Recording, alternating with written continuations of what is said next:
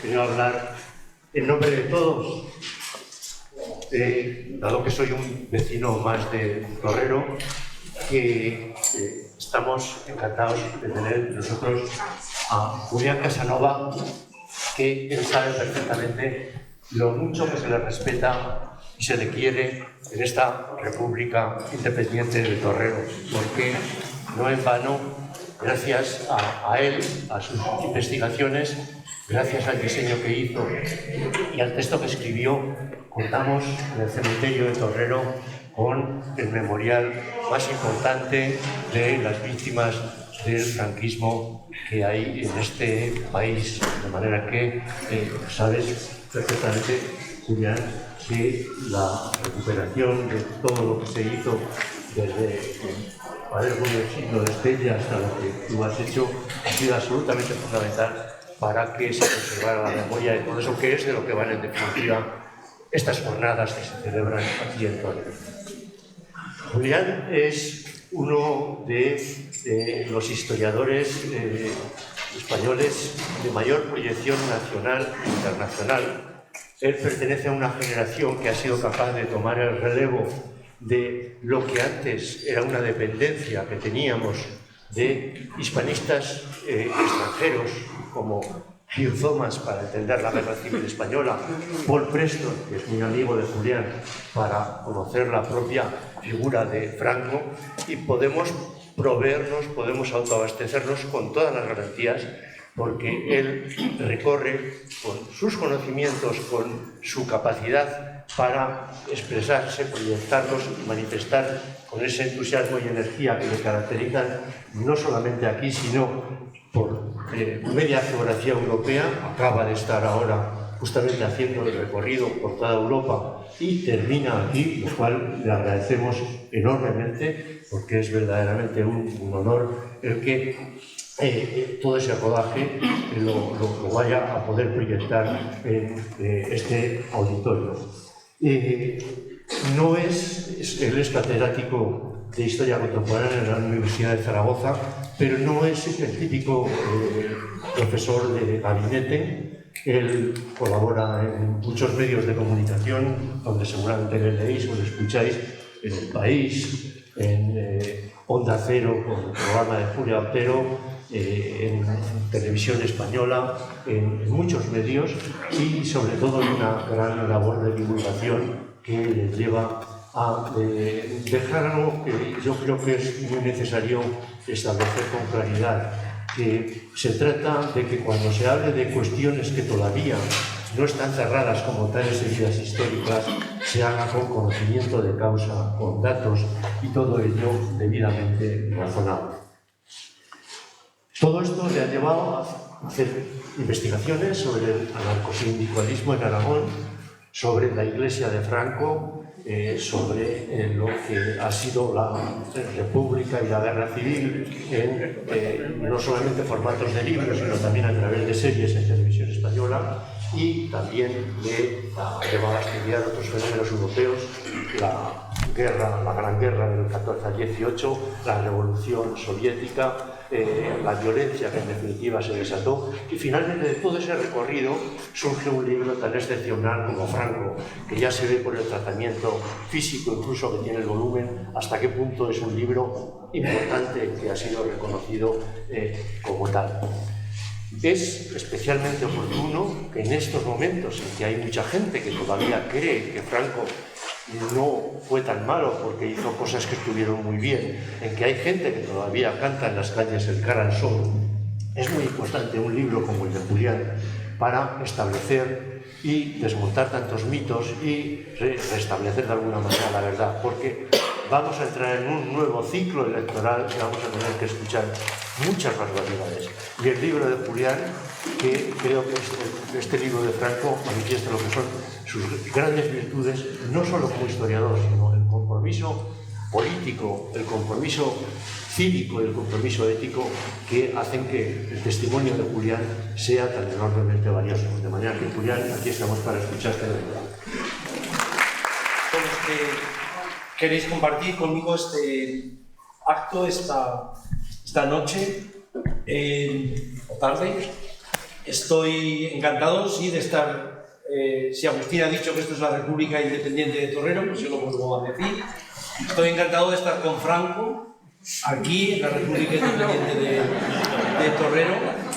Que no se asuste la gente, llevo 10 meses o 11 con Franco y hoy dije que venía, en las redes he dicho que venía con Franco y con Agustín Sánchez Vidal, que son dos personas a los que, bueno, primero me ha acompañado en los últimos meses, pero con Agustín hace muchísimo tiempo que nos une una amistad intelectual, una amistad de afecto, y estoy encantado de que sea así.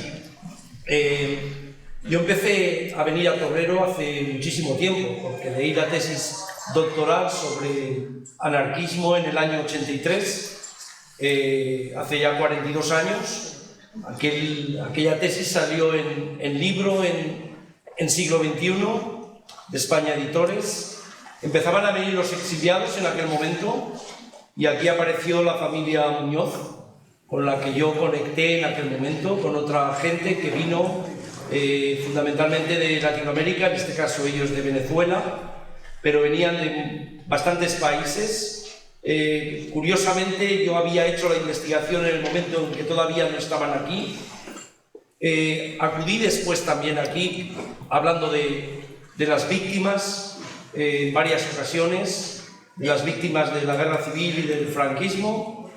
Ese memorial que ha nombrado Agustín fue el producto de una investigación que hicimos con 4 historiadoras, Pilar Maluenda, Purita Cifuentes, Pilar Salomón y Ángela Cenarro, publicada en el 92, en un momento en el que no mucha gente tenía prestaba atención, tampoco los medios de comunicación en aquel momento. El 92 era el centenario del nacimiento de Franco. Me va a permitir conectar lo que acabo de decir con esta introducción que voy a hacer a un libro que, como diría Umbral, espero que lean, que compren, que lo regalen en Navidad.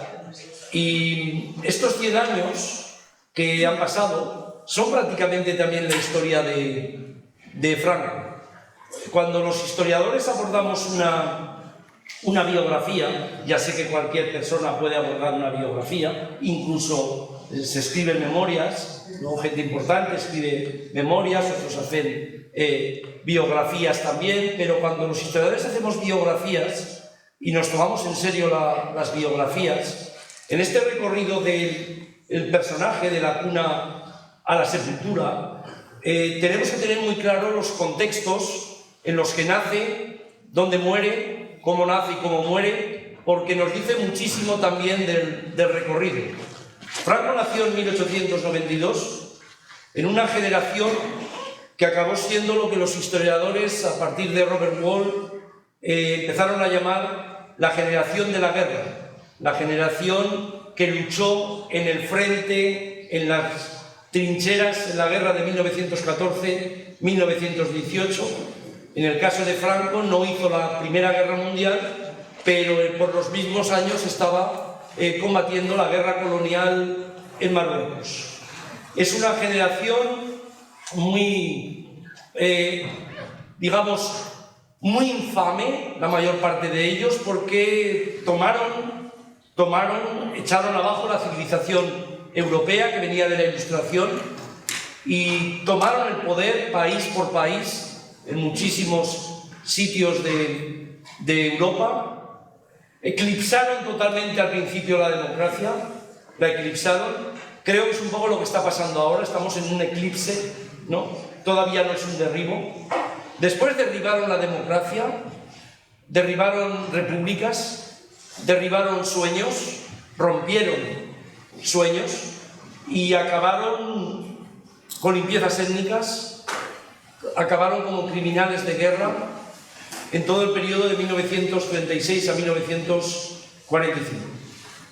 Franco era 3 años menor que Hitler, era 3 años menor que Salazar, el otro dictador de la península ibérica, de Portugal, con el que se dio mucho. 9 años más joven que Benito Mussolini. Y esta generación de la guerra acabó, todos los que abrazaron el fascismo, abrazaron esa causa con fervor. Acabaron la mayor parte de ellos muertos o asesinados en el momento que entraron las tropas aliadas o la gente que defendía el antifascismo. Acabaron muchos de ellos en la horca. Algunos de ellos tuvieron más suerte y acabaron en exilios, fundamentalmente apoyados por el Vaticano y por la Iglesia Católica. Pero de los que acabaron, de los tres que voy a conectar al principio, Hitler, Mussolini y Franco, y podríamos ir a muchos más que aparecen a lo largo del libro. Hitler se suicidó antes de que llegaran las tropas soviéticas, en su búnker en Berlín. Mussolini lo asesinaron los partisanos antifascistas en Italia y acabó colgado en la Piazza de Loreto de Milano. Y sin embargo Franco acabó muerto y enterrado como un faraón. Creo que es una gran diferencia.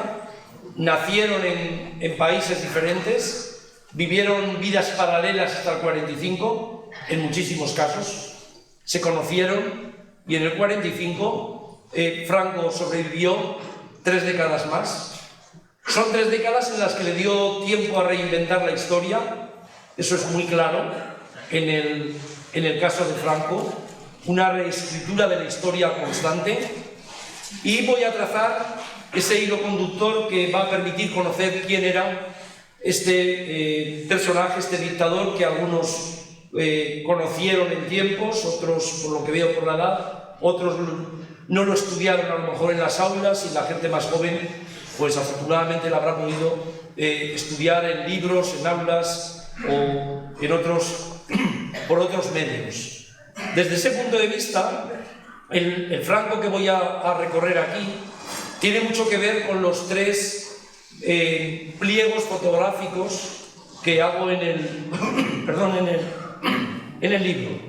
El primer pliego fotográfico es un dramatis personae, donde aparecen 12 personas muy vinculadas a Franco, empezando por doña Carmen Polo, siguiendo por miembros africanistas que dieron el golpe de Estado con él, que estuvieron como vencedores en la guerra civil, que combatieron en la División Azul, que se hubieran sentado con Hitler y con Mussolini en la mesa muy gustosamente, pero no pudieron, por razones que los historiadores hemos dejado muy claro y muy claras.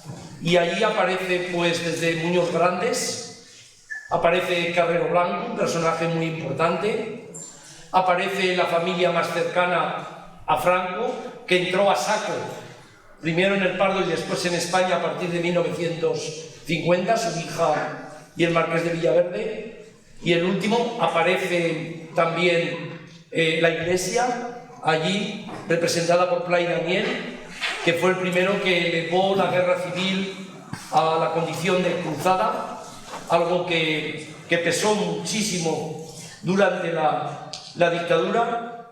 Y el último del dramatis personae es el príncipe Juan Carlos. Creo que son personajes que muestran la diversidad de lo que estoy planteando, por sus orígenes, por lo que hicieron con el franquismo, y en el caso de Juan Carlos, por la continuidad después de la muerte de Franco. Los demás prácticamente no desempeñaron ningún papel, la gente que está en dramatis personae, después de la muerte de Franco. El segundo pliego es el Franco y el mundo, y allí pongo a 12 personajes de nuevo que saludaron o coexistieron con Franco. Franco fue una persona que solo salió, una vez en el poder, solo salió 2 veces de España, si contamos Hendaya como salir de España, entonces 3, que fue a Hendaya a verse con Hitler, a Bordiguera a verse con Mussolini, y fue a Lisboa una vez a verse con Salazar. Se vio 7 veces con Salazar es muy significativo de estos dos dictadores de la península, las dictaduras más longevas, porque ya estaban en el poder antes del inicio de la Segunda Guerra Mundial, y las dictaduras cayeron en el 74 por la muerte de los dictadores, en el caso de Portugal por una revolución donde las Fuerzas Armadas desempeñaron un papel muy importante, y en el caso de España en el 75. Estos personajes que saludaron a Franco, en el caso de Mussolini, en el caso de Salazar, dice mucho lo de Salazar, decía, porque se encontraron 7 veces. 7 veces, creo que nadie había reflejado esta amistad también distante, en muchísimos casos, con Salazar. De las 7 veces, Salazar viajó una a Sevilla, Franco viajó una a Lisboa, y las otras 5 fueron en la frontera española, en el lado español de la frontera con Portugal. Salió con Hitler y con Mussolini a Hendaya y Cordillera. Salazar, que todavía tenía un imperio, era el único que después de la descolonización Portugal mantuvo un imperio, no salió nunca de Portugal, ni viajó nunca, ni siquiera a una de las colonias que dominaba el imperio portugués. El tercer pliego es el mundo de Franco, y allí aparecen los personajes que creo que ilustran la trama de corrupción, la trama de represión, la trama de poder que mantuvo a Franco, porque la pregunta fundamental es ¿por qué estuvo tantos años en el poder? Este tercer pliego creo que marca esa explicación. Franco nació en un momento en el que España estaba a punto de perder los últimos restos coloniales, los perdió en el 98, apenas 6 años, 5 años, porque desde diciembre del 92, ni siquiera 6 años después de nacer él. Los presupuestos de la Armada cayeron en picado después de la pérdida de las colonias, no se convocaron oposiciones a la Armada, y Franco, que hubiera seguido con la tradición de su familia vinculada a la Armada, no fue a la Armada, fue a la Academia de Infantería de Toledo.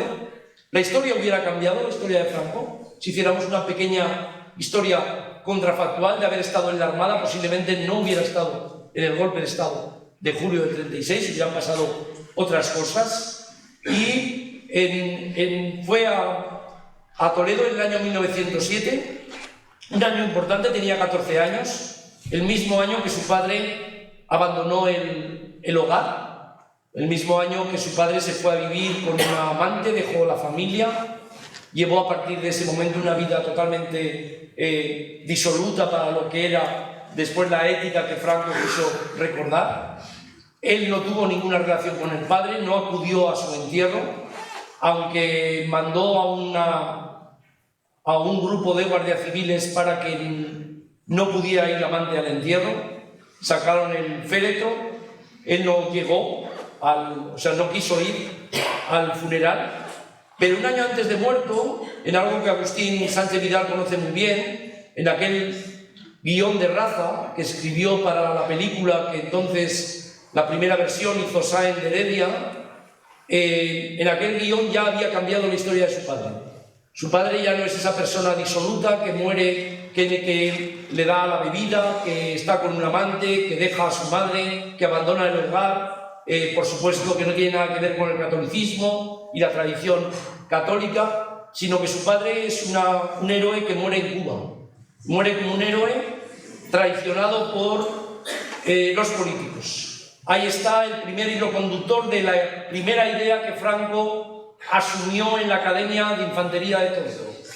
España tenía una larga enfermedad que había venido fundamentalmente de la decadencia de los Austrias, pero sobre todo de la penetración de doctrinas extranjeras después de la Ilustración, el liberalismo, el socialismo, al que uniría después el bolchevismo, la masonería y los judíos. Luego él empezó a tener una idea de que esa larga enfermedad la consolidó sobre todo en África.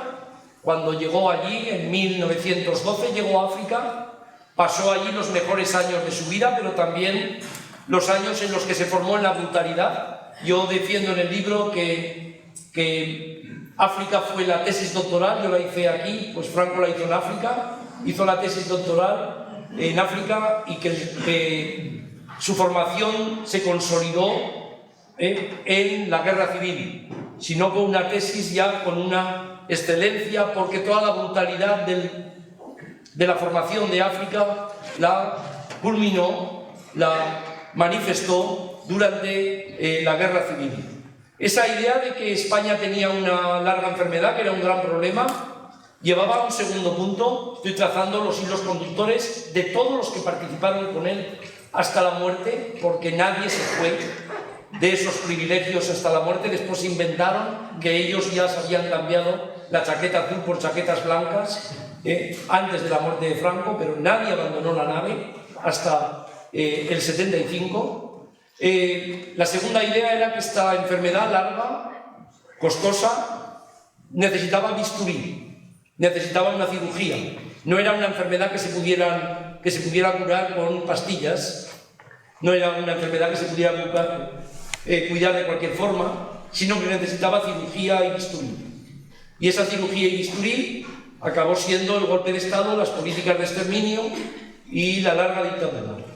Pero esto va paralelo a lo que se hacía en Europa a partir del 19 con paramilitarismo, la subida al poder de fascismos, ¿no? Las revoluciones en la Unión, en Rusia y después en la Unión Soviética y, por supuesto, esta larga enfermedad que necesitaba bisturí. Aquel que lograra empezar a curarla necesitaba también mucho tiempo en el poder. Con lo cual, el tercer punto que él empezó a asumir, más bien en la guerra civil, cuando llegó y lo nombraron sus compañeros de armas muy pronto, el 1 de octubre, con la bendición ya de la Iglesia Católica, de esa bendición de guerra y golpe de Estado primero en cruzada,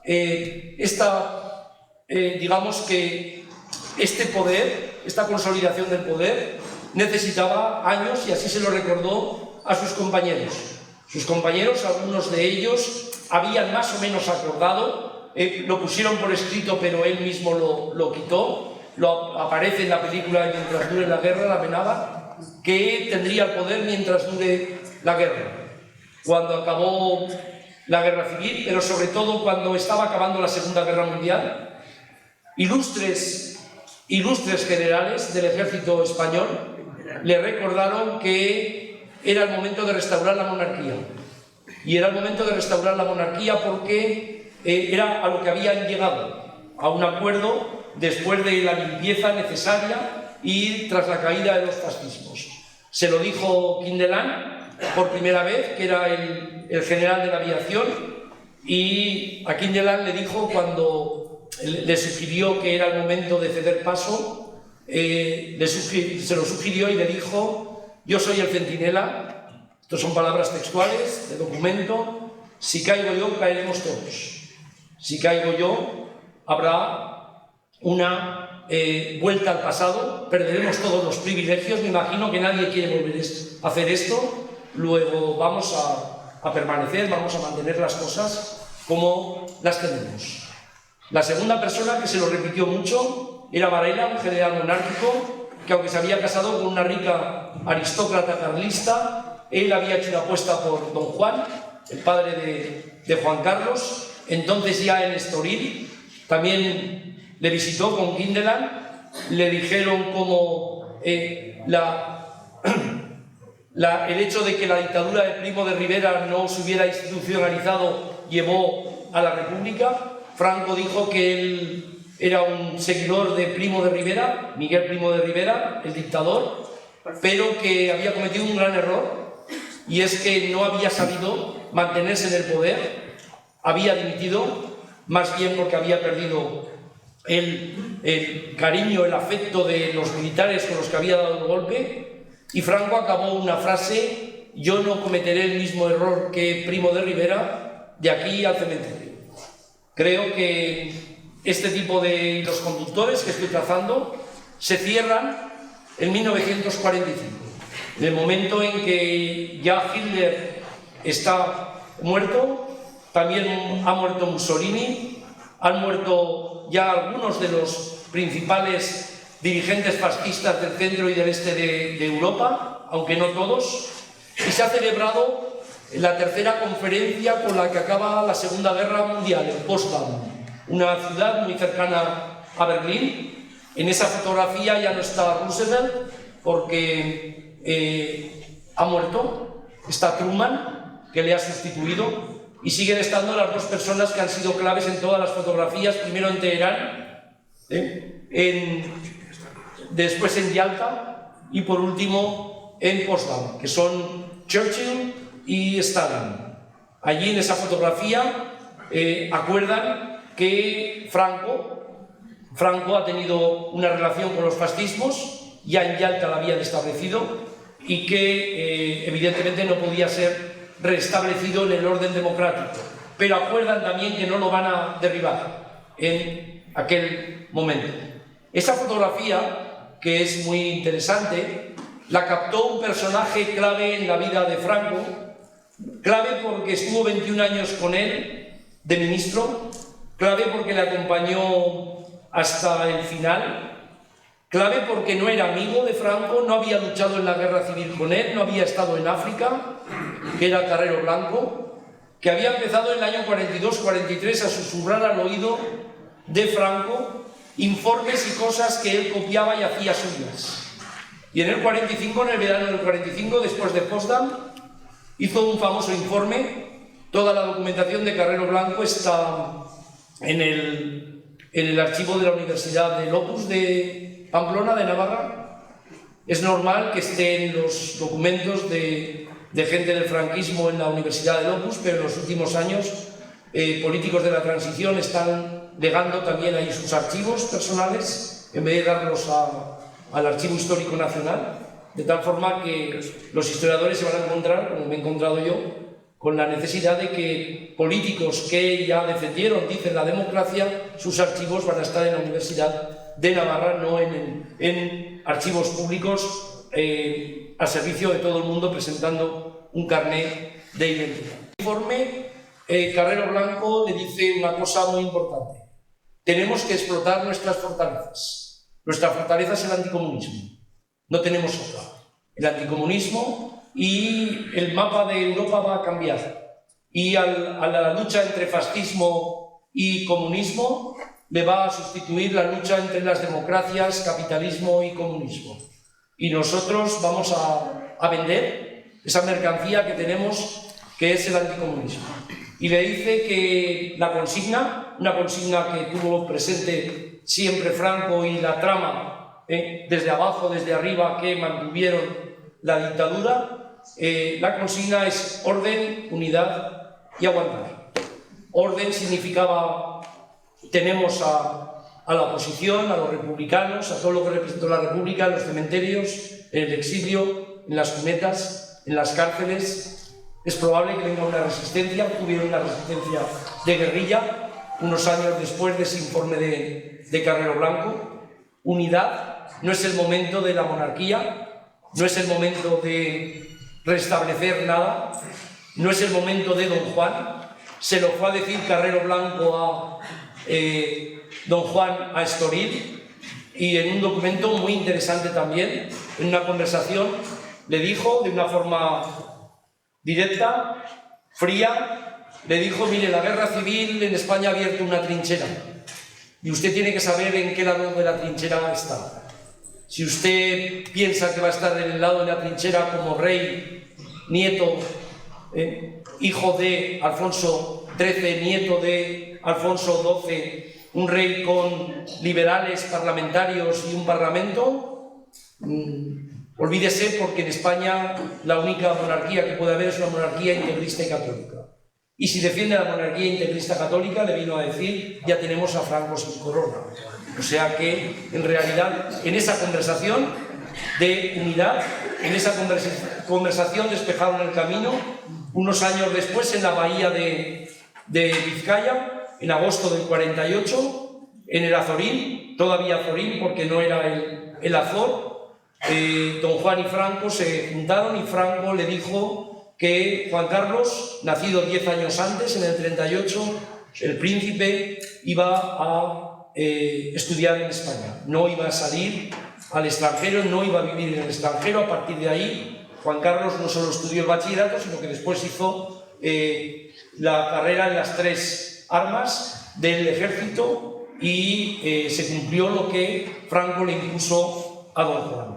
Y la tercera era aguantar, era saber que España era un país de segunda, tercera fila, había perdido las colonias, no había participado en la Primera Guerra Mundial, no había podido sentarse en la mesa de Mussolini y de Hitler en la Segunda, y que aguantar significaba adaptarse a las circunstancias. El fascismo había caído, Franco eso ya lo había empezado a ajustar, y había que decirle al mundo entero, pero sobre todo a los españoles, que ellos nunca estuvieron con el fascismo, que ellos defendieron siempre la consustancialidad del catolicismo y el nacionalismo español, y que el nacionalismo español y el catolicismo eran incompatibles con el fascismo, aunque durante los años anteriores la Iglesia, clérigos, la legitimación eclesiástica y también la fascista no había tenido inconveniente en que esa compatibilidad existía.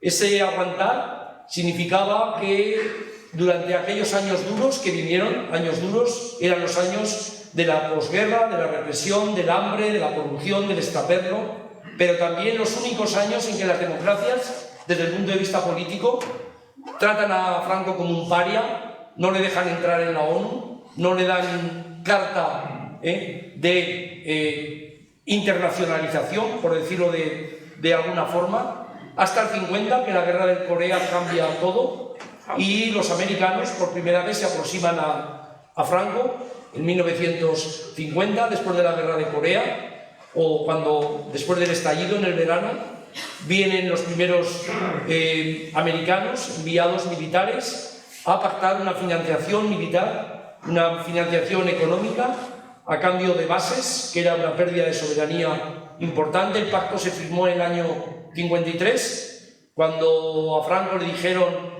el ministro de Asuntos Exteriores le dijo que había firmado en el Palacio de Santa Cruz el pacto. Franco le dijo a su asesor y a amigos que estaban en aquel momento con él, los pocos que aquel momento siempre tenía, por fin he ganado la guerra civil. Él se da cuenta que nadie le va a echar desde fuera, nadie le va a echar desde dentro. A la altura del 53 incluso la guerrilla está ya destruida, faltan algunos guerrilleros urbanos, todavía Kiko Sabater, algunos anarquistas, a los que la policía prácticamente va a liquidar en el año 53, 54, 55, en esos años de mitad de los 50, y este es el hilo conductor que permite después un crecimiento del PIB importante, por supuesto, el desarrollo, la penetración del capitalismo, con una clase obrera derrotada, hundida, que empezaba a salir de alguna forma con nuevas formas sindicales en los años 60, con comisiones obreras, después del Vaticano con curas que por primera vez hablaban del socialismo, con cristianos que se comprometían en aquellos barrios de la gente que fue del mundo rural al mundo urbano, barrios como este, ¿no? Donde no había agua corriente, donde ya no se quería conquistar el poder porque se sabía que no era para nada el objetivo, sino condiciones más dignas en las fábricas, condiciones más dignas en las casas, pero todo eso, como era una lucha política, aparentemente era una lucha por la dignidad, pero como acababa siendo una lucha política por la represión, pues acabó siendo una de las grandes formas de movilizar a la gente en aquellos años 60. Asambleas, mujeres que ya empezaban también a plantear cuestiones de feminismo, como digo, cristianos que rompían con la Iglesia de la Cruzada. Todo aquello se hizo en los años 60, una década de movilidad que se saca ahora como una especie de milagro económico, ¿no?, querido por Franco. En realidad hay que poner las cosas en el contexto. 4,5 millones se fueron del mundo rural a las ciudades del año 60 al año 70. 4,5 millones sobre una sociedad de 30 millones de habitantes. 3 millones se fueron al extranjero por razones de trabajo. Es decir, es una sociedad en movimiento, es una sociedad movilizada pero a la vez desmovilizada. Sabemos perfectamente, nos hemos explicado muy bien los historiadores cómo el momento de ir del campo a la ciudad necesita un periodo de adaptación. no hay en ese momento una posibilidad de luchar, nadie se pone en un lugar desconocido a luchar, hay un momento de adaptación, o sea que hay una desmovilización, una pasividad por parte también de muchísima gente. Y los últimos años, sobre todo a partir del 69, son años de conflictos, son años de huelgas, y a partir del 73 y el 74 la crisis económica, los 2 o 3 años finales, son años muy represivos, donde vuelve el garrote vil, que no se utilizaba para presos políticos o para gente que se le había condenado desde el punto de vista político, aunque dijeron que Puig Antich era un terrorista desde hace bastantes años, y que acabó con 5 fusilamientos a finales de septiembre de 1975. La estadística del Tribunal de Orden Público es muy clara. El año 74, 75, 76 son los 3 años más represivos de la historia del Tribunal, que se creó a finales del 63. Es decir, que son más represivos los 3 últimos años que los años 65, 66, 67 y principios de los 70. Una dictadura que sale de una guerra civil que sale de un golpe de Estado, que dura 40 años, dejó cicatrices importantes, dejó sombras alargadas, deja memorias divididas y ha dejado en los últimos años muchos usos políticos.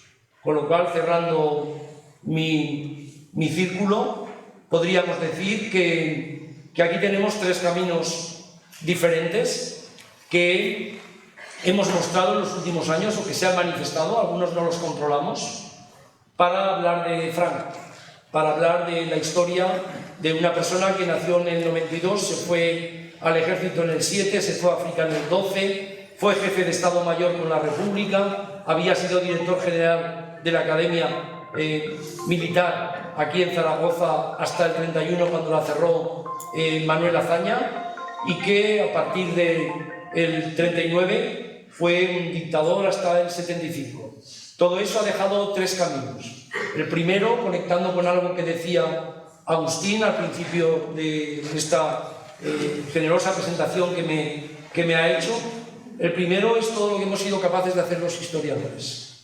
Historiadores que cuando murió Franco, prácticamente la historiografía estaba dominada por gente que había convivido con la dictadura en universidades donde los departamentos de historia contemporánea, modernas se llamaban, la mayoría de ellos, eran bastante mediocres en aquel momento.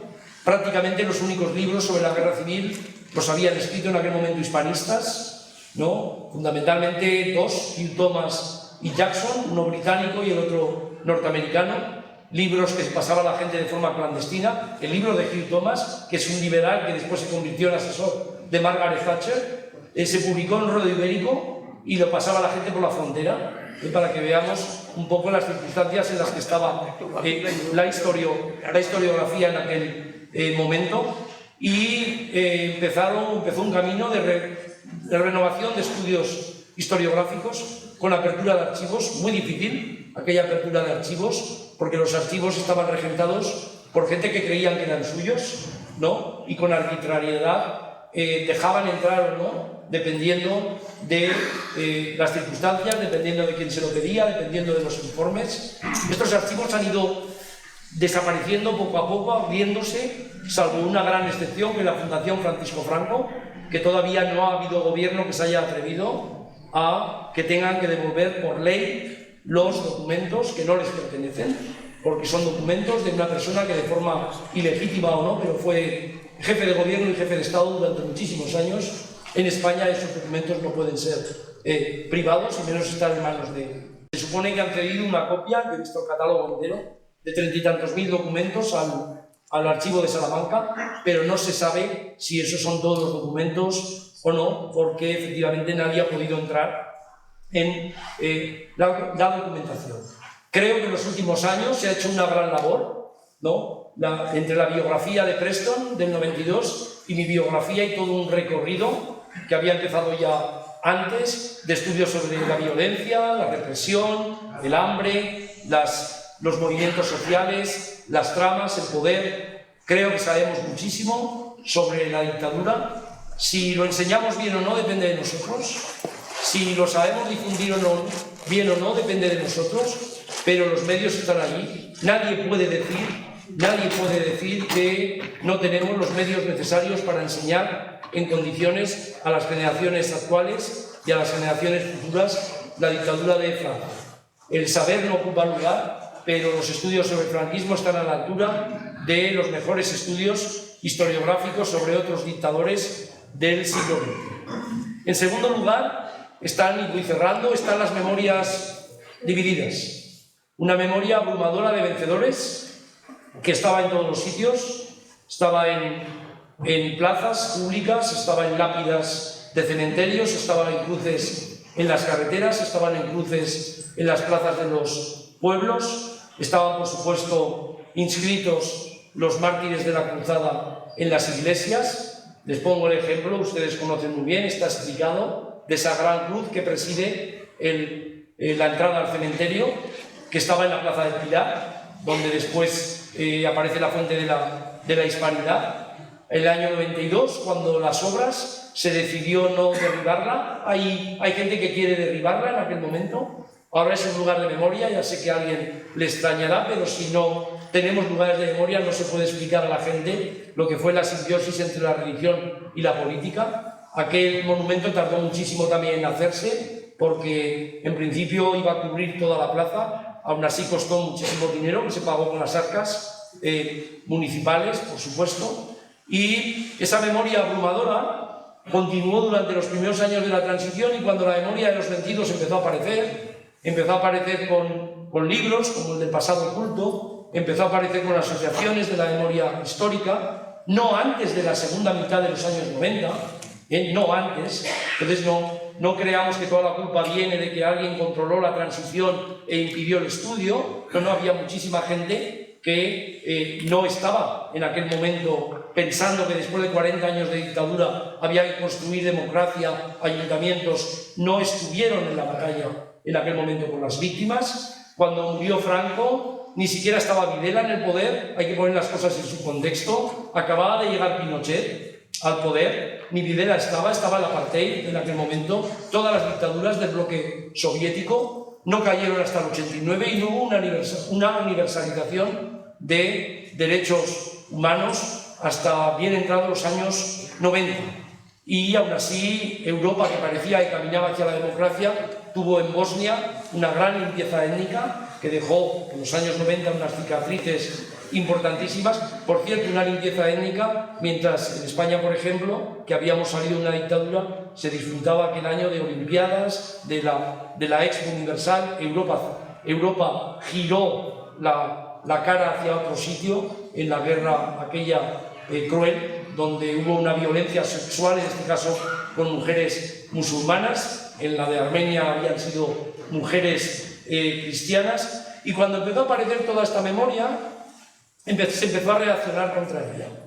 Se empezó a reaccionar de tres formas muy claras. Primero, sacando libros que contrarrestaran lo que los investigadores sacábamos. Son los años que aparecen los libros de Pío Moa, de César Vidal, que tienen un impacto importantísimo por la difusión, ¿no? A mí me están diciendo que si el poder me ha ayudado en la difusión de Franco, ustedes recordarán cuando Aznar dijo que se llevaba en verano a leer en una punta de televisión el estudio de la guerra civil de Pío Moa, ¿no? Eran años en los que no había ningún problema en todo esto.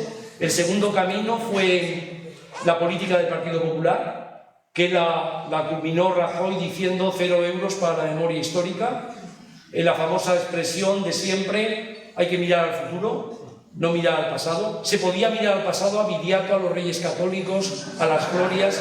Lo que no se podía mirar es a las cunetas, lo que no se podía mirar es a la dignidad de las víctimas. Ha costado muchísimo esto. No solo ha costado, sino que en los últimos años, cuando se habían empezado a sacar leyes de memoria, se están derogando. En el año 2024, 2025 se van a derogar. Nos va a tocar una época en la que no va a haber una ley de memoria. No es una advertencia, sino sencillamente un preámbulo de lo que va a suceder.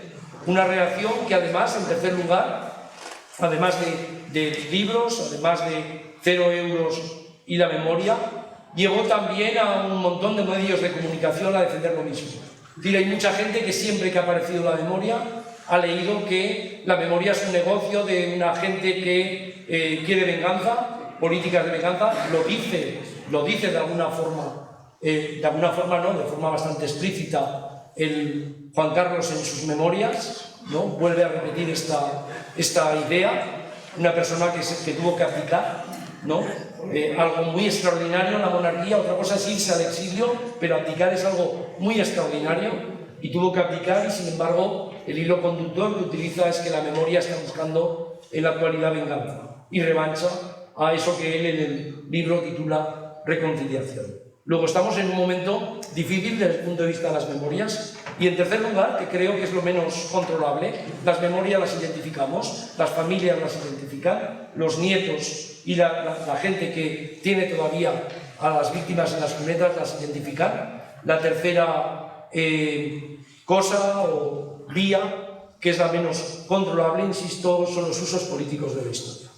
Son los usos políticos de la historia que ha llevado a dos caminos muy claros.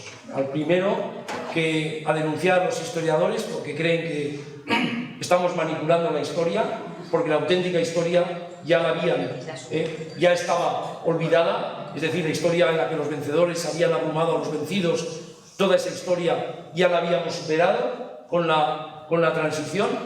Es también un uso político que lleva a pensar que la gente que explica en las aulas la historia del siglo XX con libertad, con conocimiento, está adoctrinando a los estudiantes. Lo repite Trump en Estados Unidos, lo repiten aquí sistemáticamente, lo hemos visto por personajes políticos de esta ciudad. Es decir, esas cosas, esas mismas manifestaciones, y hay un grupo de medios de comunicación, pero sobre todo ya de redes sociales, que se han apuntado a esta corriente, que tiene dos peligros a cabo. El primero es la negación del conocimiento, convencer a la gente que es lo mismo opinar y decir lo que me dijo mi abuelo, me contó mi abuelo. Mucha gente está en esta historia, de una persona que lleva décadas investigando, que hay que buscar la erudición, los archivos, el conocimiento, filtrar los conocimientos, sacarlos, difundirlos, publicarlos, ir a conferencias, ir a los medios de comunicación para difundir todo esto. Y el segundo peligro, que es muy, muy importante, es que el uso político de la historia no es solo sobre la historia, es un uso político sobre la democracia, es un uso político sobre las luchas que llevaron a gente a conquistar logros. Es un uso político sobre pasados que para ellos son gloriosos y para los demás fueron infames. Y esto va a costar porque se está de alguna forma minando, socavando la democracia. Pero mis últimas frases son otra vez respecto a Franco.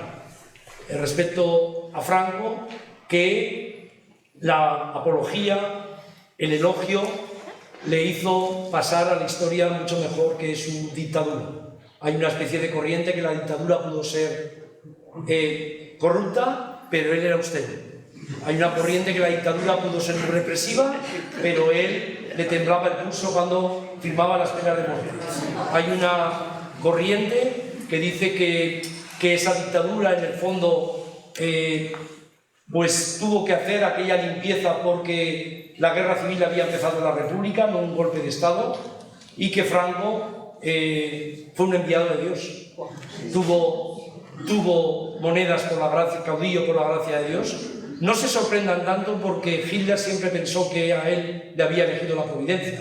Mussolini siempre pensó que a él le había elegido, que eran elegidos de Dios.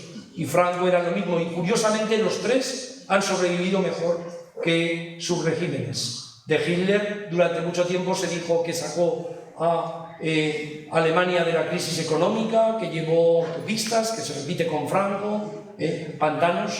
Una de las cosas que dice el rey en las memorias es, como no las van a leer, se las voy diciendo. Entonces, una de las cosas que dice es que lo más positivo que hizo Franco es que la cantidad de presas, dice presas, no dice pantanos, o sea que es una doble expresión, la cantidad de presas que dejó en España. Así que si lo toman con pantanos, es verdad, si lo toman con presos políticos, en este caso femeninas, también es verdad. Desde ese punto de vista, creo que ha costado sacar a la luz todo esto.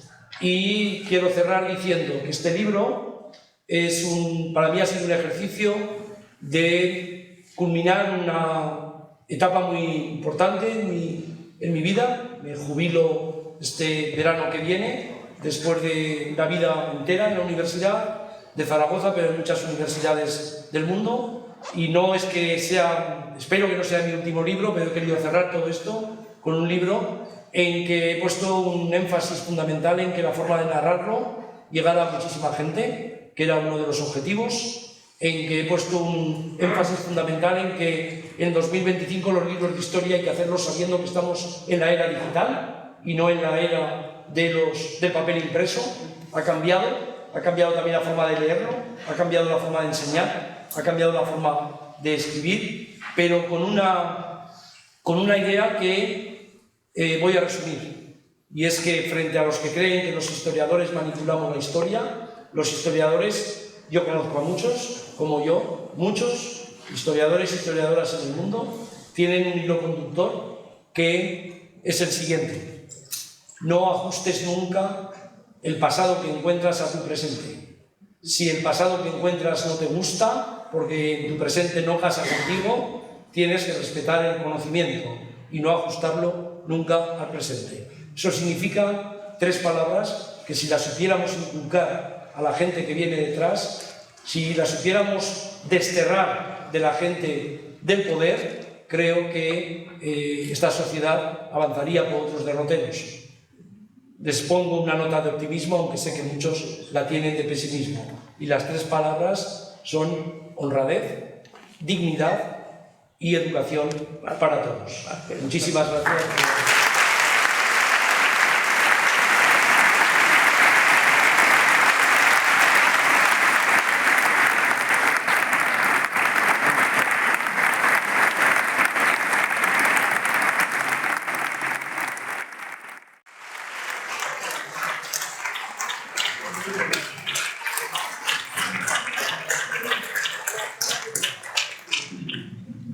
Pues aunque volviendo a Umbral voy a firmar libros después, pero si quieren podemos tener un turno breve de preguntas. Me gustaría que fueran también breves las preguntas y preferiría que no fueran sobre Sánchez.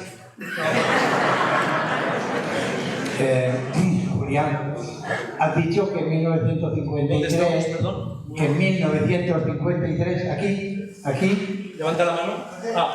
Que en 1953 Franco sintió que había ganado la guerra civil al entrar en la ONU. Pero ya en esos años escuchábamos Radio España Independiente, emisora pirinaica. Y yo creo que Franco, Franco sabía que estaba, la persiguió a ver si la encontraba en todos los Pirineos y él no sabía que estaba en Rumanía. Entonces, ¿has estudiado o tienes información de qué daño le pudo hacer el Radio España Independiente, emisora pirinaica? ¿En qué año? ¿La pirinaica? La pirinaica yo la escuchaba ya con 8 años, 9 años en la Surde, que casi decían que no teníamos radio, pero teníamos, y se escuchaba muy bien ya en los años 53, 55 y 54. 1953, 55 y 54. Sí, esa es... Vamos a ver una cosa, Franco... los americanos vienen por primera vez a hablar con Franco, esto es importante porque no lo han hecho en ese momento. Insisto, la secuencia es la siguiente. La guerra de Corea, que es como saben, estaba partida, y lo que hay es una invasión de Corea del Norte con permiso de Stalin. La guerra de Corea empieza en el verano del 50 y antes de finales del 50 han vuelto ya los embajadores a España que no estaban, sobre todo el embajador británico y el embajador americano. O sea que hay una secuencia muy clara. Vienen los americanos y las personas que vienen aquí, que los manda Truman, lo saco en el libro, lo digo para que se vea el contexto, después voy a lo de las radios y la conexión con Rumanía también, ¿no? Las personas que vienen aquí, Truman les dice, está el documento y yo lo he reproducido con palabras, no saco normalmente textos con notas, no hay notas, sino que lo que hago es dialogar, que los personajes dialoguen. Truman le ha dicho al jefe de Estado Mayor, que después viene aquí, Sherman, le ha dicho, a mí no me gusta Franco. Estuvo con Hitler y con Mussolini, estuvo con el fascismo. Persigue a los protestantes, yo soy protestante. Persigue a los masones y presidentes famosísimos de Estados Unidos han sido masones.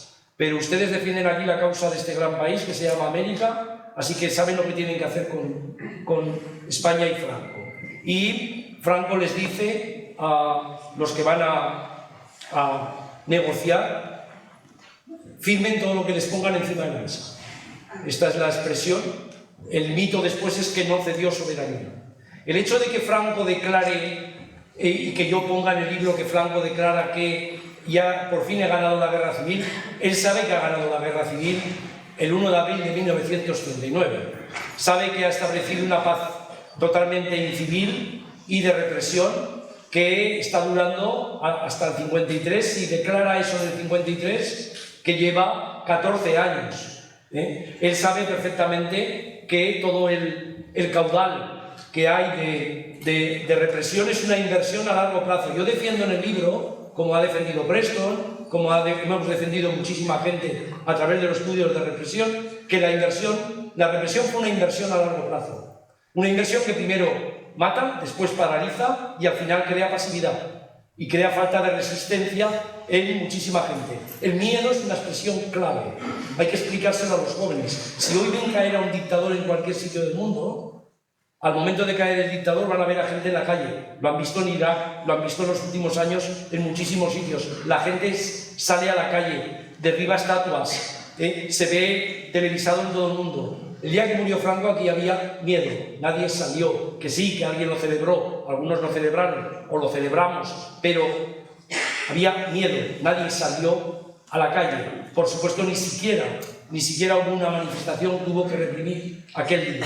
Así que desde ese punto de vista está claro que cuando Franco dice al fin he ganado la guerra civil, es porque Estados Unidos sabe que es una potencia que le va a proteger. De hecho, vienen los 3 presidentes republicanos de Estados Unidos que vienen a verle, en el 59 Eisenhower, en el 70 Nixon, en el 75 Gerald Ford. Saben que detrás de ello hay siempre una preocupación por España. En el 59 Eisenhower le viene a decir, este es el principio de una larga amistad, no tenga usted problemas. En el 70 Nixon le dice, nosotros nos estamos empezando ya a preocupar por lo que está pasando en el Mediterráneo. ¿Qué pasará en el futuro en el Mediterráneo? En el 75 Gerald Ford le dice, yo en el Mediterráneo ya he descubierto que han caído las dictaduras. Ahora tengo que saber qué ha pasado con la dictadura de Franco. Y, por último, toda la conexión con Rumanía, con las redes, con las radios, con la resistencia, empieza a partir de los años 40, empieza en la Segunda Guerra Mundial, empieza después del 45. Pero Franco, realmente lo que le consolidó a Franco fue todo lo que pasó a partir del plan de estabilización, del Producto Interior Bruto y de la modernización. Y ahí voy a contar un chiste.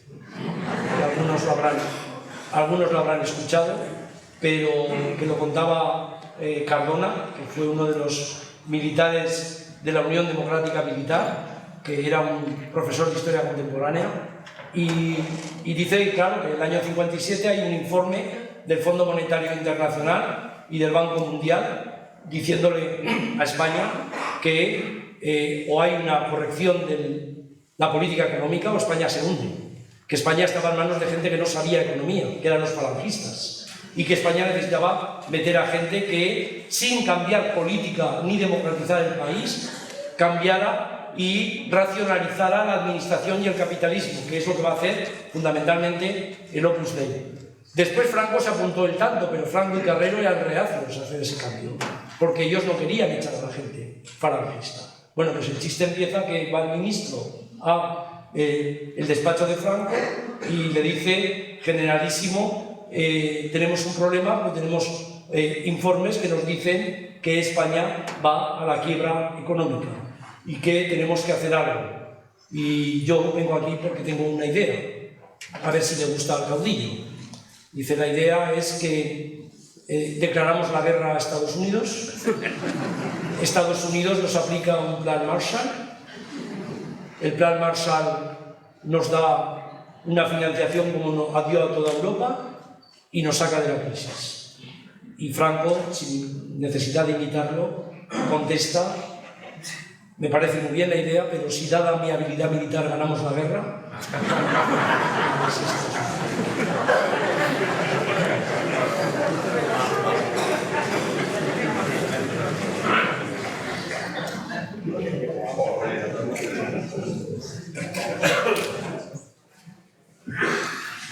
Profesor, buenas tardes. Es un gusto escucharle desde Viena, desde Budapest, desde Estados Unidos o desde aquí mismo. El dictador estuvo 36 años y medio ordenando y mandando.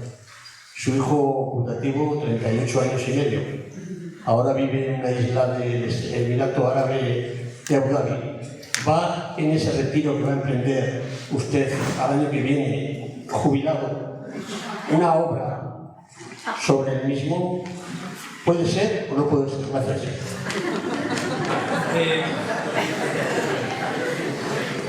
Pues lo tengo difícil. Lo tengo difícil porque mi cabeza no conecta en este momento con mi pluma para hacer una biografía, otra y dedicada a Juan Carlos, pero pienso que vamos a seguir profundizando en la historia de España del siglo XX y en la historia del siglo XX tan contradictoria también. Posiblemente pasado mañana, si no pasa nada, comente las memorias en Televisión Española por la noche, con Fortes, y la semana pasada hice una introducción a Frederica Montseny. Es decir, en una semana, una dirigente anarquista olvidada y un rey que abdicó y que vive fuera de España. Es la historia pura de España, así que no descarto nada, pero si ya Franco me resultaba un personaje aburrido, digo aburrido en el sentido de la biografía, Juan Carlos prueba en las memorias que ni siquiera él tiene papeles. Que ni siquiera él tiene papeles. Así que va a ser muy difícil encontrarlos y mientras no los abran, ¿no? La ley de desclasificación de secretos oficiales está allí, pero mientras no los abran va a ser muy difícil hacer una biografía en condiciones de Franco, o sea, de Juan Carlos. Y una biografía sin documentación de verdad, pues yo no la voy a hacer. ¿Perdón? En la Torre del Bispo, entre Valderrobles y Puentespaldas, donde iba con la Bárbara Rey, allá está la rama bastante abundante.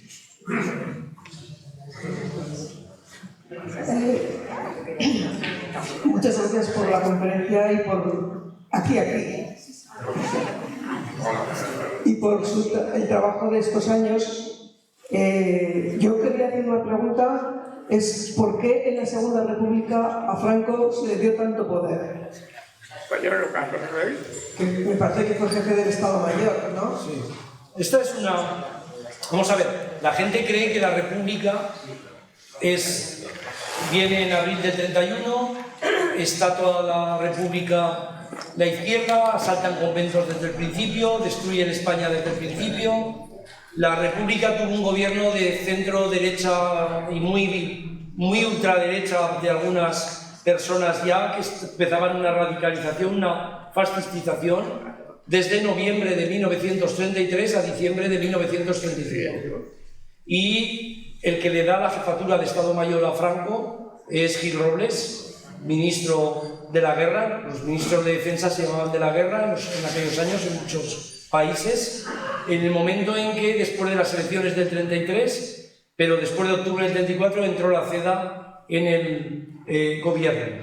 No solo le dio a él la jefatura de Estado Mayor, sino que distribuyó los puestos del Ministerio de Defensa en importantes africanistas, algunos de ellos en Zaragoza, dieron el golpe de Estado en Zaragoza, como Sueiro, ¿no?, que están en ese momento en el ministerio con él. Así que se rompen tres tópicos. El primero, que Franco quiso echar desde el principio a la República. Él tiene una animadversión especial hacia Azaña, después del cierre de la academia. Se incrementa después de que Azaña le manda a Canarias. Él lo considera que es un exilio. Por cierto, si no lo hubieran mandado a Canarias, posiblemente él no hubiera dirigido la sublevación. También Preston planteó la hipótesis de que si el Frente Popular lo hubiera mantenido como jefe de Estado Mayor, él no hubiera estado en el golpe de Estado, porque él fundamentalmente tenía una ambición de poder muy importante en aquel momento. Así que cuando situamos esto se rompe el tópico ese de que la izquierda dominó durante todo tiempo la República. Es verdad que le dio el poder el ministro de Guerra del Partido Radical de Lerroux para que pudiera reprimir la insurrección de Asturias de octubre del 34. Ahí sí que hay un factor que él comprobó por primera vez, cómo desde África se podía traer tropas y no había mineros, anarquistas o socialistas que fueran a resistir aquello. Porque una cosa era la represión en las calles de huelgas o de conflictos o de manifestaciones, y otra cosa era aplicar una guerra colonial, la brutalización de una guerra colonial con tropas formadas para eso en una guerra civil. Y eso es lo que llevó a cabo después de octubre, fundamentalmente de 1936, si se considera ese momento el momento del poder. Así que es un poco más complejo todo, de la misma forma que él tarda en sumarse al golpe de Estado. La gente cree que la gente se suma al golpe de Estado, se levanta por la mañana y dice, no, hoy ya voy a dar el golpe de Estado, ¿no? O las ideas, no. La gente, antes de dar un golpe de Estado, todos tienen en cuenta dos cosas: cómo irá mi hacienda y cómo irá mi carrera. Y si hay riesgos, evidentemente, se calculan. Y Franco no solo los calculó, sino que a su Carmen mujer y a su Carmen hija se las llevó a Francia, no regresaron a España hasta que él ya estaba consolidado, había cambiado todo en esos escasos 2 meses, y además se sumó. Es verdad que Viñas ha sacado documentos, que no es en el último momento, que él está allí, pero los propios africanistas tienen dudas de que él quiera sumarse tal y como se sumó. Y por cierto, si no hubiera sido por el control de las tropas coloniales y porque tiene la habilidad de escribir a Hitler y de encauzar la ayuda militar de los fascismos, posiblemente él nunca hubiera sido elegido el 1 de octubre de esa forma tan clara, caudillo y generalísimo. Aparte de que había muerto ya Sanjurjo en un accidente de aviación. Después muere Mola en un accidente de aviación. Muere también su hermano en un accidente de aviación. Hasta finales de los 60 él no quiso volar. Y en realidad fue a Vigo. En realidad llegó a Lisboa de esta forma. Fíjense cómo fue a Lisboa. Se fue a Vigo en coche con toda la cohorte de coches. En Vigo cogieron cruceros de la Armada Española, entraron por el estuario con barcos militares portugueses y después volvió prácticamente por el mismo camino. En ningún momento cogió un avión. Su mujer viajó la noche en tren y llegó al día siguiente a Lisboa desde Madrid en tren. Este tipo de cosas descubren también muchas cosas del personaje, ¿no? Pero es verdad que lo de la República, hay una confusión enorme en torno a toda esta gente, en torno a estos africanistas, y además, esta es una información importantísima. Franco le dijo a Sanjurjo le pidió a Franco, después del golpe de Estado del 32, que fracasó, el de Sanjurjo, aquello aceleró la reforma agraria, se aprobó la reforma agraria, se aprobó el Estatuto de Autonomía, porque la reforma agraria, porque la grandeza de España estaba conectada con el golpe de Sanjurjo en Sevilla, y Sanjurjo le pidió que le defendiera y le dijo: yo lo voy a defender porque usted ha fracasado. O sea, que usted ha fracasado, se las arregle usted. Y ya estaba muy clara la idea que el golpe de Estado podía fracasar como fracasó, pero no derribado desde el principio, cosa que abrió la guerra civil. Fracasó porque no conquistó las principales ciudades de España. Hola. ¿Qué te parece la propuesta de reconversión del Valle de los Caídos y cuál sería tu opción al respecto? Bueno, esto está muy claro porque ha sido difundido, o sea que no explico nada que no se sepa. Lo que se ha hecho es dar un proyecto arquitectónico fundamentalmente, y no se ha explicado qué es lo que se va a hacer con todo lo que hay que llenar dentro. Eso va a haber otra intervención. La primera vez que se plantea esto es en el último momento del segundo gobierno Zapatero. Es la primera vez que se plantea qué hacer con el Valle de los Caídos. Nombraron una comisión de expertos que en aquel momento empezaba ya la cosa así, tuvo en cuenta el género y que fueran de diferentes comunidades. A mí, como saben algunos de los que hay aquí, las asociaciones de recuperación de la memoria histórica me pidieron que fuera representante de ellos en aquella comisión. Era el momento que por primera vez salió de Calatayud, de que estaban allí, de que estaban en el Valle de los Caídos no solo víctimas que habían combatido en el bando de Franco, sino también gente que había sido robada de fosas, de cunetas, que ni siquiera sus familiares lo sabían. Y el gobierno no aceptó que hubiera un representante de las asociaciones en la comisión, así que yo no estuve en aquella comisión. Perdió las elecciones muy pronto Zapatero, y en esta segunda versión pues lo que va a haber es un proceso largo, primero arquitectónico. Se ha fallado, pero se ha fallado el proyecto que mejor definía la arquitectura, no el proyecto que mejor definía qué hacer con lo que hay dentro, qué hacer, qué plan hay para todo eso, es decir, qué hacer con la iglesia, ¿no? Qué hacer también con los presos, o sea, los restos de las víctimas que fueron robadas, y sobre todo si aquello va a ser un museo, un centro de interpretación, ¿qué es? Si a mí me lo dicen muchas veces, yo como historiador soy un firme partidario de los lugares, de respetar los lugares de memoria, explicarlos. No me gusta resignificarlos, no me gusta readaptarlos, pero no soy yo, eso ya lo sacó Pierre Nogent hace muchísimos años. Lugares de memoria significan lugares que son creados en aquel momento y que después tienen que ser explicados a la luz del contexto en que son creados.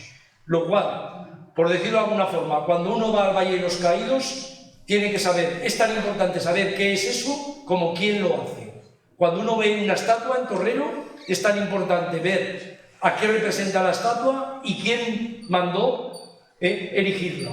Porque en la primera te enteras del personaje, en la segunda de qué contexto, quién tuvo en aquel momento la necesidad de oponer a un héroe de guerra en la Plaza de España o poner a un obrero anarquista en el barrio de Torrero. Es decir, todo eso forma parte de contextos. Así que mi idea coincide muy poco con la idea que ha salido tanto en el proyecto arquitectónico con los proyectos que hay. Yo creo que cualquier resignificación dentro de 20 o 30 años, en caso de que funcionara, hay que ver cómo funcionará en caso de que el gobierno desaparezca, este gobierno, pero en caso de que funcionara, cualquier resignificación dentro de 20 o 30 años no sería como ir a un campo de exterminio, no sería como ir a lugares de memoria que se han respetado, y aquellos lugares de memoria, como se resignificaran cada vez que entraran los gobiernos, al final sería un parque temático. Y entonces yo, como historiador, estoy en contra de eso. Sé que es muy difícil todo, porque no es un sitio fácil de ir, no es un sitio fácil de mantener, no es un sitio fácil de que alguien justifique dinero para mantener esto, pero realmente es el sitio más simbólico y significativo de lo que fue la represión franquista y la bendición de la Iglesia Católica de esa represión.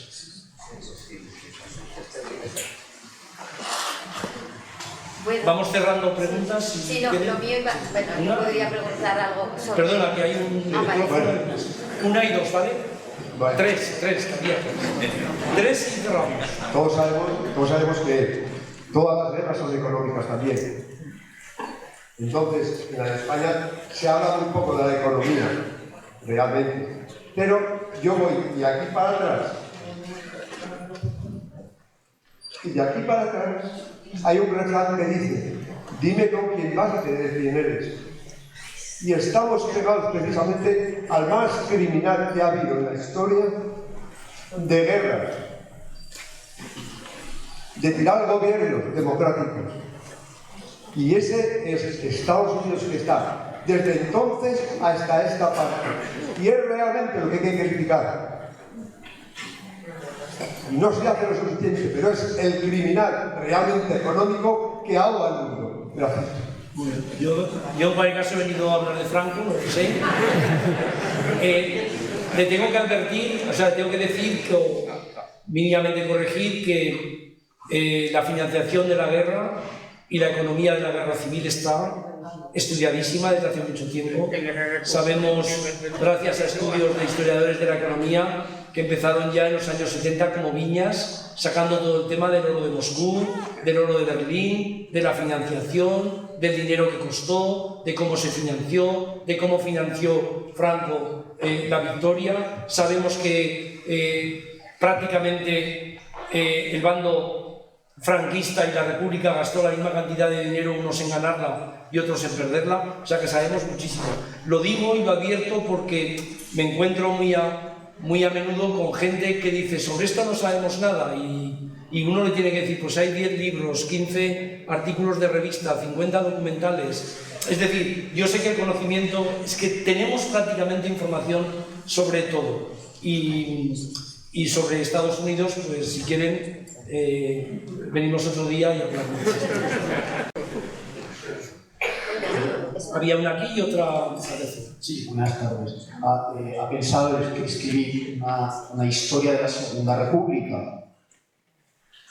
Bueno, yo tengo una historia de la Segunda República escrita y la Segunda Guerra Civil escrita. Es un libro de referencia en muchísimas universidades del mundo porque está en inglés.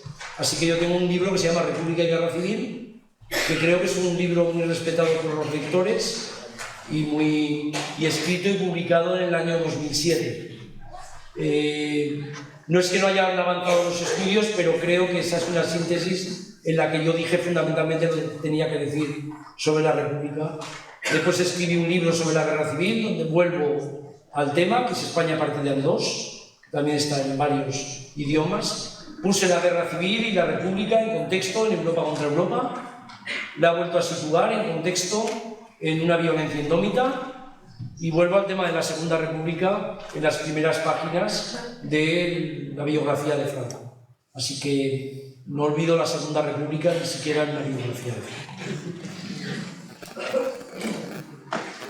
Yo no me quiero extender, le haría preguntas muy interesantes porque mi padre es de Belchite, toda mi familia es de Belchite, pero ese tema, pues ahora, aunque está muy vinculado con Franco, pues bueno, no es el tema. Entonces yo quería terminar con un toque de humor, porque yo estuve casada con un portugués, y entonces la primera vez que fui a Portugal en el 74 o algo así, acababa de ocurrir la revolución de los claveles, y entonces mi suegra o mi ex-suegra estaba haciendo un pastel con lo que ahora llamamos una lengua de estas de silicona y tal, para rebañar bien, no sé cómo se llamaba entonces, yo nunca he sabido cómo se llamaba en España, pero me dice la señora que me hablaba en portugués, yo más o menos sabía portugués por aprendido por las cartas, y me dice que se llamaba Salazar, y yo le digo: ay, ¿y por qué? Y me dice: es que era muy preocupador. Y yo digo, no entendía la palabra preocupador, y es que era muy ahorrador. Entonces era como Salazar era muy ahorrador, al aparato este de la cocina le habían puesto de nombre Salazar. Entonces yo me pregunto si en España tenemos algún instrumento o algo que haya adquirido el nombre de Franco, porque yo creo que no.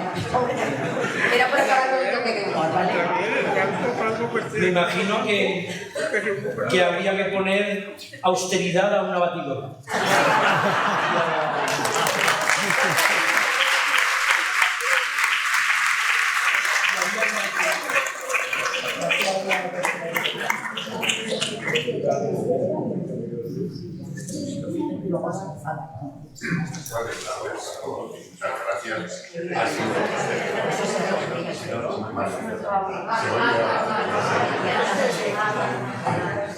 Muchas gracias, Julián, por estos conocimientos que nos has hecho llegar a todos.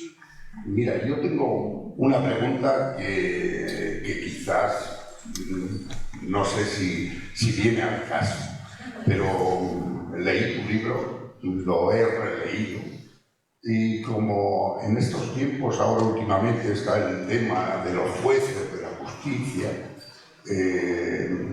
en la época de Franco, hablando tenía unos jueces que tenían que jurar sus principios, ser fieles al régimen, y no solo ellos, sino también que deberían ser sus sucesores, porque claro, la justicia aquí en España así se ha transmitido como la monarquía, de padres a hijos. Y mi pregunta es la siguiente: ¿hay alguna relación entre la justicia aquella que intentaba o que se hacía en tiempos de Franco y la que actualmente hace el Tribunal del Supremo? Bueno, esa es una pregunta para la tercera conferencia que voy a dar aquí en Torrero, pero sobre la justicia de Franco, sí, sobre la justicia de Franco se pueden decir muchas cosas, y después la gente... Mire, yo tengo la idea de que los libros de historia, el historiador no tiene que dirigir al público, sino que tiene que confiar en que el público sea lo suficientemente inteligente como para comprender lo que uno dice. Con lo cual yo dejo hablar, no subrayo, no califico, pero ahí aparecen varias cosas. Primero, que la justicia que sale de la guerra es una justicia de excepción. Una justicia de excepción que no tenía garantías procesales, ni las tuvo hasta el último momento, hasta los últimos juicios que llevaron a 5 personas fusiladas. En segundo lugar, que la justicia, como prácticamente toda la gente que participa de la trama del franquismo, desde abajo arriba, desde el último concejal de un ayuntamiento hasta arriba, van, como yo cojo el término de Kershaw sobre Hitler, trabajan en la dirección del caudillo, ¿no? Kershaw tiene un término de que todo el mundo en la Alemania nazi trabajaba en la dirección del Führer. Significaba que todo el mundo sabía lo que tenía que hacer, ¿no? No le tenían que recordar a nadie lo que tenía que hacer, porque ya sabían qué idea había. Eso quiere decir, en la dirección del caudillo, que cuando el caudillo iba a Franco, iba a cualquier sitio, no le tenían que recordar a nadie cómo tenía que comportarse esa persona, si el policía tenía que hacer una redada con la gente republicana de izquierda para llevársela. Todo el mundo sabía esto. De tal forma que hay un juez en el año 72 que aparece en el libro.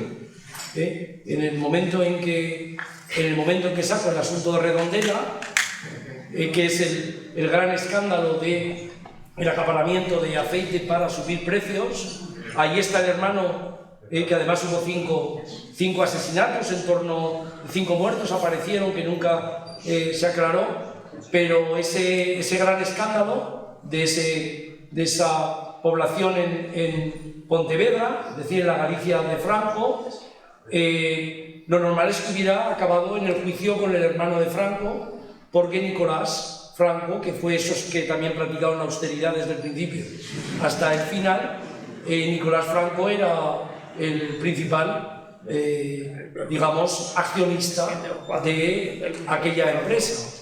El juez no llamó a declarar a Franco Nicolás. Franco no tuvo que decirle al juez que su hermano no declaraba en una dictadura. El juez se llamaba Rajoy. O sea que no tengo que poner en la nota a pie de página, el padre de Mariano Rajoy. Creo que los lectores inteligentes lo hacen, se van al Google, después lo prueban a ver eso. Lo dicho, ha sido un placer y estaré encantado de volver a